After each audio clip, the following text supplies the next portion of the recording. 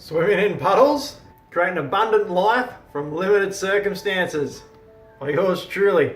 What's it all about? On the little Manly strip here in Sydney, I'll show you in a minute. So the book here, what it is the mentality that I used to be able to change my life. The mentality primarily that I used to write me the epic trilogy, the standalone young adult that is still almost getting there. The epic trilogy is with a big name editor. I have to admit, I need to brag. So what is the book all about? So it is a self-help book. It is a self-help book, but it's also a story.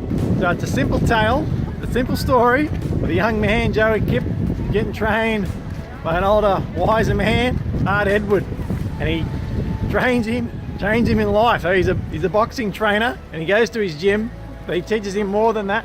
He teaches him how to fight the fight of life, how to win, despite not having the greatest of circumstances behind him. I'll read you the back blurb as I walk towards the little cove there. So it says here, Art Edward, an old wise boxing trainer, offers to train an unruly teenager, Joey Kipp, as long as he spends his evenings scrubbing his gym and carting spit buckets. Art trains Joey in more than boxing. He trains him how to live abundantly from limited circumstances. And he goes on to explain how he does it. It's through a master technique. The blurb continues that Joey changes his negative thinking and ragged emotions and fights to develop true character and to find meaning and purpose in life. How? All accomplished through investigating his inspirations and acting on them with fast and brilliant decisions.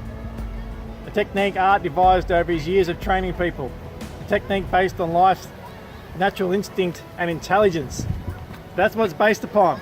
Your inspirations, your little intellectual hits that hit your brain, that's what can change your life.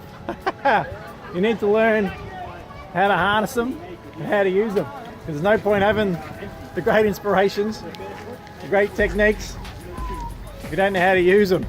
So we go for here, it's a 5-step process. I penned out, I'm applying it, I'm starting to live abundantly, even though I'm not ultra rich New York Times bestseller yet. But, once the trilogy comes out, that could happen. So this is the main strip of Manly. If you ever want to get some tucker, and I'll just show you the main beach. As you can see, the tide has gone way out, but let's give you a quick look. You can see the water's gone way out. This is the main beach. Before I give you a bit of a reading, I'll head over to the little cove. There should be some less wind. You might be able to hear what I'm saying. Hemingway's my favourite place for a beer and a tucker in Manly, but it's shut up, so I'm not happy, but I'll find somewhere else. Sometimes we have camels in the streets here. That's how we roll down under. Probably invade this place later on for a couple of beers and a steak. But I'll read you the first paragraph. I might just get you excited. So it starts off from the point of view of Art Edward. He's the old wise boxing trainer, the wise man. The first paragraph, Art Edward describes this. Yelling and screaming burst between the streets and tall buildings. My boxing instincts tell me this is a fight. I move to the corner, stand beside the cold red bricks, and look around. And what precedes is the hero of the story, Joey. Ready?